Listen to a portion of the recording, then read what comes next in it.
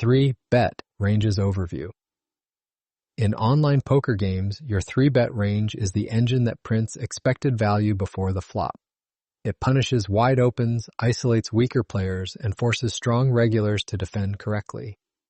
If you get this wrong, you end up either spewing with bluffs that cannot realize equity or missing value with hands that should have been building big pots. We are not memorizing one chart and calling it a day. Context dictates strategy. Position, stacks, player type, who is left to act, and rake all shape how aggressive you can be. Your goal is to build a 3-bet strategy that is coherent, hard to exploit, and easy to execute when multi-tabling. What a strong 3-bet range must do.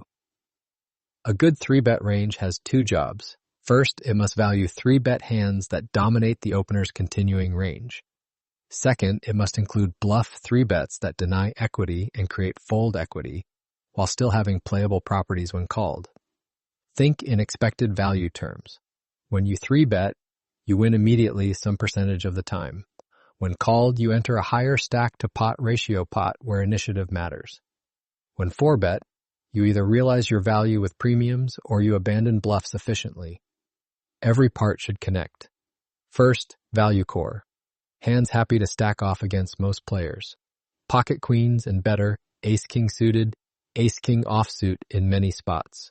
Second, linear value expansion, hands that dominate calls and hate squeezes behind. Ace-queen suited, pocket jacks, pocket tens, sometimes king-queen suited. Third, polar bluffs, hands that block strong continues and play well. Post-flop, ace-5 suited, ace-4 suited, king-5 suited, some suited connectors in the right seats. Linear versus polar, pick the right tool. You will hear people say, 3-bet linear in position and polar out of position. It is a useful starting point, but you need the reason, not the slogan. Linear 3-betting means you take the top chunk of hands and 3-bet them. This works best when the opener calls too much, when there are players left to act who could squeeze, and when rake punishes thin calls. Linear ranges win by dominating and by avoiding marginal flatting. Polar 3-betting means you 3-bet premiums plus bluffs while flatting the medium-strength hands. This works best when you can realize equity and position by calling, when the opener folds a lot to 3-bets, and when your 3-bet size generates strong, immediate expected value. First, versus loose callers, go more linear. You want more hands that make top pair with good kickers and strong draws. Second, versus tight folders, add more polar bluffs, especially suited wheel aces that block pocket aces and ace-king. Third, when out of position, prefer hands that keep their equity and simplify decisions and cut the weakest suited junk. Position and who is left to act. Most mistakes come from ignoring the seats behind you. If you 3-bet from cutoff versus under the gun, you are not just playing under the gun. You are playing button, small blind, and big blind too. This changes what hands can profitably enter your range. Here's the practical rule. The more aggressive and competent players left to act, the more your 3-bet range should shift toward hands that tolerate a 4-bet and hands that do not hate getting called in a multi-way 3-bet pot. Hands like king-jack offsuit and queen-10 offsuit might look tempting as bluffs, but they crumble when the table fights back. First, button versus cutoff, you can 3-bet wider because you gain position and deny big blind realization. Second, small blind versus button, you should be careful. You will be out of position and rake makes passive defending expensive. Third, big blind versus late opens, small suited blockers and suited connectors can work, but only if you choose good sizes and have a post-flop plan.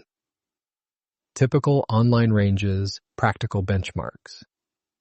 You do not need one fixed percentage. You need a band of frequencies that you can slide based on the pool.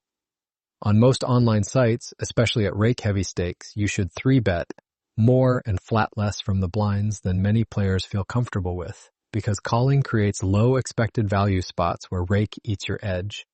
As a benchmark in 100 big blinds, cash. First, in position versus late opens, 3-bet, around 8 to 14% depending on opener tendencies. Second, out of position from the blinds, 3-bet around 9 to 16%, but tighter against early position opens. Third, Versus under the gun opens, keep it disciplined. Your bluffs should be blockers with playability, not random suited cards. Remember the goal. Your range is not wide to look fancy. It is wide when the expected value supports it. Every extra combo you add must either win enough pre-flop folds or realize enough equity post-flop with initiative. Choosing bluff candidates that actually work. Your bluff region is where leaks happen. In online pools, a lot of players 3-bet hands that are pretty but do not function. The best bluff 3-bets usually share two features. They block strong continues and they have post-flop playability. First, wheel aces like ace-5 suited and ace-4 suited. They remove pocket aces and ace-king, they make nut flushes, and they can make straights on low boards. Second, suited Broadway fragments like king-5 suited or queen-5 suited in the right spots. They block top pairs and can barrel on many textures. Third, selective suited connectors like 8-7 suited and 9-8 suited, mostly when deep enough and when you expect folds or single calls, not multi-way chaos. Avoid the trap of, I will just see a flop. That is hope poker. If your hand cannot comfortably continue versus 4 bets and cannot realize versus calls, it does not belong as a 3-bet bluff. Sizing connects to range construction. Range and size are married. A small 3-bet gives the opener a good price and increases calls, so you need more hands that perform post-flop. A bigger 3-bet increases fold equity pre-flop, but creates a lower stack-to-pot ratio pot, where top pair values rise and dominated calls become expensive for the opponent. First, in position, many online regulars use smaller sizes to keep bluff frequency sustainable and preserve positional realization. Second, out of position, bigger is usually better. You want to deny position and reduce the opener's ability to float you. Third, versus recreational players, size up for value. They call too much and do not punish your range. Hand scenario, the wheel ace pressure test. Game, 100 big blinds online cash. Hero is in the small blind. Villain is a thinking regular on the button who opens wide and folds too much versus 3 bets. Hero. Hand, ace of hearts, 5 of hearts. Pre-flop action, button opens. Hero.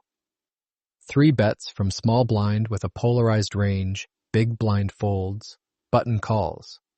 Flop, king of spades, 8 of diamonds, 2 of clubs. Flop action, hero. C bets small, button calls. Turn, 4 of diamonds. Turn, action. This is where the hand earns its keep. Hero continues with a second barrel at a size that pressures king X and pocket pairs. You picked ace-5 suited because it blocks strong continues pre-flop and picks up real equity on turns like this. Now you have a gut shot to the wheel plus backdoor pressure on many rivers. Coaching point. If you 3-bet something like queen-jack offsuit instead, you reach this turn with far fewer clean barrels. Your equity is murky and your blockers are weaker. With ace-5 suited, your story is credible, your runouts are playable, and your bluffs are connected to a value range of ace-king, pocket kings, and pocket aces that takes the same line.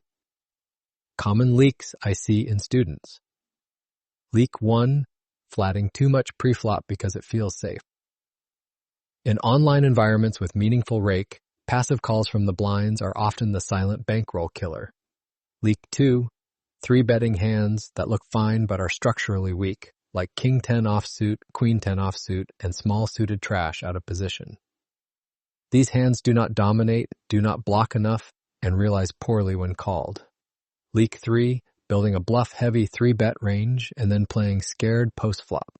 If you are not prepared to c-bet and barrel the right boards, you are lighting money on fire pre-flop. Key takeaway. Your 3-bet range must be built around expected value, not vibes. Use linear ranges when you expect calls and want domination, and polar ranges when you expect folds and can choose high-quality blockers. Always account for who is left to act, tighten up when the table can fight back, and in rake-heavy online games, prefer aggressive ranges that avoid low expected value passive defending. Now, let's test your edge. Question 1. What are the 2 core jobs a strong 3-bet range must accomplish? Answer. Value 3-bet hands that dominate the opener's continuing range and include bluff 3 bets that deny equity and create fold equity while staying playable when called. Explanation. The article frames range building as a connected expected value system. Value hands profit when continued against, and bluffs must both win folds and function post-flop if called. Question 2. When does the article recommend shifting more toward a linear 3-bet strategy? Answer. When the opener calls too much, when there are players left to act who could squeeze, and when rake punishes thin calls. Explanation. Linear 3-betting wins by domination and by avoiding marginal flatting spots that get worse with rake or aggressive players behind. Question 3. According to the article's practical rule, how should your 3-bet range change when there are aggressive, competent players left to act behind you? Answer. Shift toward hands that tolerate a 4-bet and don't hate getting called in multi-way 3-bet pots, and avoid bluffs that crumble when the table fights back. Explanation. The text emphasizes you aren't only battling the opener. The players behind can squeeze or create tougher multi-way dynamics, making fragile bluffs poor candidates. Question 4. In the Sizing Connects to Range Construction section, what is the trade-off between using a small 3-bet size and a bigger 3-bet size? Answer. Small sizes give the opener a good price and increase calls, so you need more hands that perform post-flop, while bigger sizes increase fold equity and create a lower stack-to-pot ratio pot where top pair value rises and dominated calls get expensive. Explanation. The article ties sizing directly to what your range must handle, more calls versus more folds, and how stack-to-pot ratio changes post-flop incentives. Question 5. In the wheel ace pressure test, what is the key reason ace-5 suited is highlighted as a strong polarized 3-bet bluff compared to a hand like queen-jack offsuit? Answer.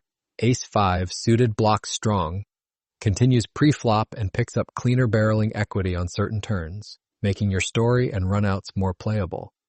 Queen-jack offsuit reaches turns with murkier equity and weaker blockers. Explanation. The scenario shows why the bluff region must be built from blockers plus playability so you can continue credibly on later streets rather than giving up too often. Study hard, play smart. That's it for now. I'll see you in the next lesson.